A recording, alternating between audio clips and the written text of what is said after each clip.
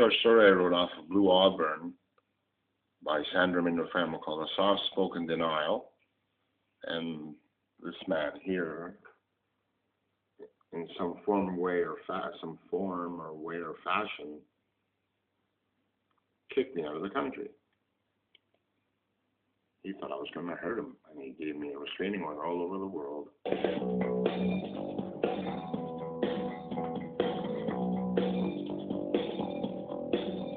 All right, so the body of Brian Mulruney goes a little something like this. The boy from Baie-Comeau, Quebec, becomes a force in politics in 1983 when he won the Conservative leadership. But his defining moment may have been 1984, the leaders' debate. He's up against Liberal leader John Turner, and Mulruney challenged Turner over Liberal patronage appointments. You had an option, sir. You could have said, I am not going to do it. This is wrong for Canada, and I am not going to ask Canadians to pay the price. Oh, that one played well. The Conservatives won 211 seats.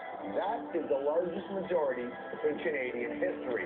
And before long, Mulruney started to implement his plan, including developing a strong bond with U.S. President Ronald Reagan. Yeah, well, there are a bunch of people who didn't really like that little song and dance performance. It seemed a little too chummy-chummy, but for a lot of people, they really enjoyed the new relationship between the two countries. In fact, that relationship led to a treaty on acid rain and the controversial and contentious free trade agreement. Well, that dominated the '88 election. I happen to believe that you've sold us out. Canadians went to the polls. I did too. They gave Mulruney another majority. Next up, Mulruney tried to bring Quebec into the Constitution. So they did the Beach Lake Accord thing, right? That deal died, sparking new calls for Quebec sovereignty. Then comes in something that's ever popular, the GST. The economy was in the tank, and Brian Mulroney's popularity was now lower than any prime minister in history. After 8.5 years in office, Brian Mulroney resigned.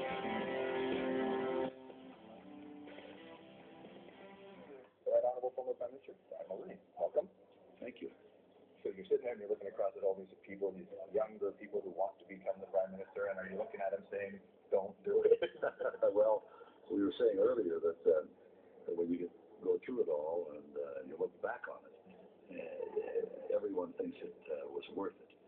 But there are days when the trials and tribulations and the difficulties are pretty overwhelming, and you say, what in the hell am I doing here? You know, I don't need.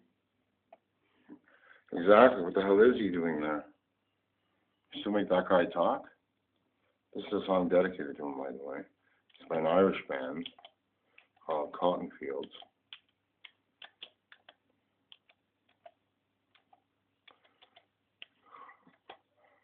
By that chivalric. Meantime, read your word. Soft-spoken denial. A soft-spoken wind devours the rose petals bloom upon which we are beleaguered to condescend the culmination of factual enterprisal. A cordial nonchalance increases the dimension. I look like the dimension of the angelic absoluteness regarding spiritual foolhardiness that is then replenished by a bird's sigh and consequent mirth. That is the very nature of man to peoplify this brethren with the utmost grace, and yet non-comprehension regarding the brutality of this beauty that is correlated towards the bleakness of the absurdity meshed with the coiling serpent in between the eggs hatched offspring, with the dire shortcoming of integrity being surprised by the classic abridgment towards cultural definition, and yet a bleakness regarding the forfeited conduit between time and dissension. The supremacy then of investment in between the size of masses congregation of the United Canadian Christian Self, of encirclement in between the size of alongside the Jesuits' patience. I'm no Jesuit.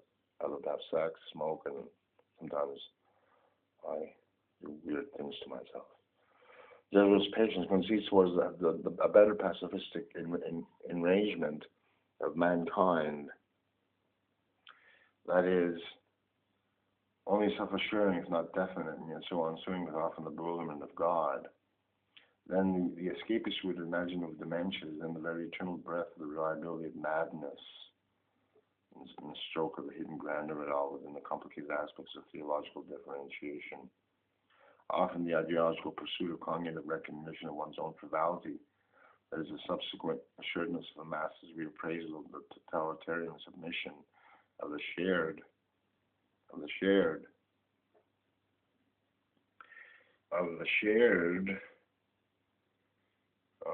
totalitarian submission, the shared and often branded aspects of humanity, that's only reconcilability is the normality of conditionment, freeing novelty of uniqueness as the very moral staple of bonding wholesale engagements of both the glory and yet enslaving of popularity's discontent. That is often bewildered by its own continuance with the perpetual industrial motion regarding its negotiability within the graceful integrity regarding cultural social patterns of both power, authority, and yet innocence, which is mine. But then one is forced to endure the isolated dignity regarding intellectual fulfillment within the realms of the frightening superiority complexes, even within the self that was mosted by the falsely superior, even of the self when compared towards the distance between a mother and child, and its adopting principles of the educational needs in order to truly be oneself within the tapestry of individualistic regainmanship, with the nobility of this effort to be as such, alongside the timid reproaches of only children. For example, who's only true outlet? You think I'm going to get angry, don't you? You know what they're doing right now? They're flashing an image of me in grade 8, on the paper. See, I'm being investigated by the guy, by Bush and by the right wing. I'm just a very iconic dancer who danced against the right wing. It's absurd. It was only true outlet its creative sparks of genius that was then sponsored by the fantasy land. Maybe the Romani like we were out in Canada, which one made me relish himself within the absurdity of its free will. Freedom being the shared cup that is spilt amongst the thirst-quenching aspects of one's piece of paper and pen, that banishes its denominator within the communal aspects of one's personal concern regarding mankind.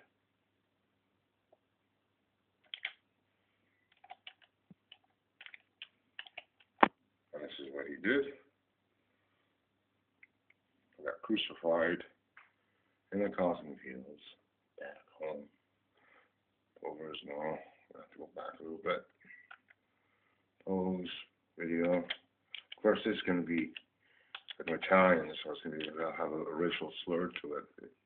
You also get the music industry after me sometimes.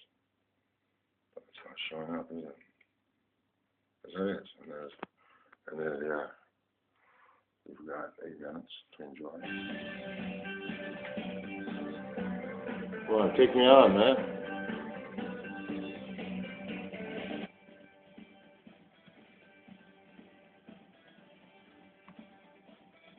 Meantime, we'll call the RCMP.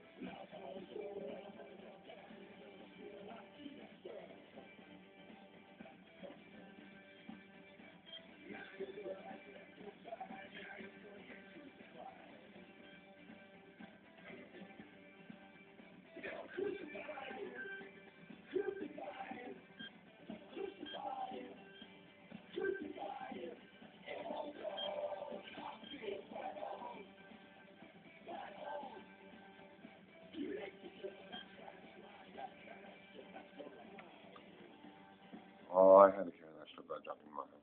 I noticed he was mildly inebriated. So this is the RCMP. Listen.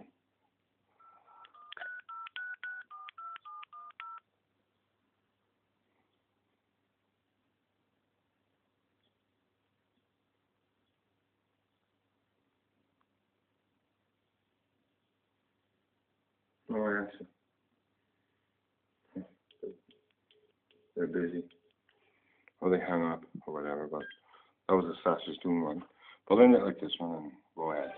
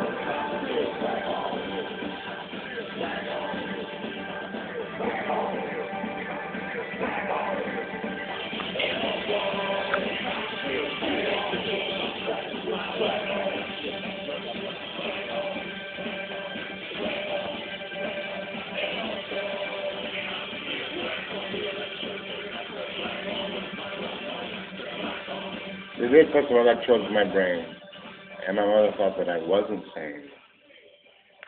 Well, that's it. Sometimes too much is too much to handle, but the guy did kick me out of the country. And I don't know if I should forgive him or not. But that's just the way it goes. And this new generation, as I would say, the old man would say, and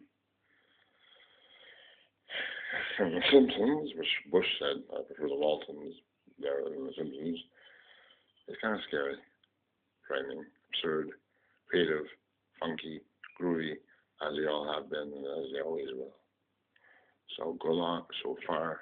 So farewell, my dear brethren from Canada. It is the last that you will see of me.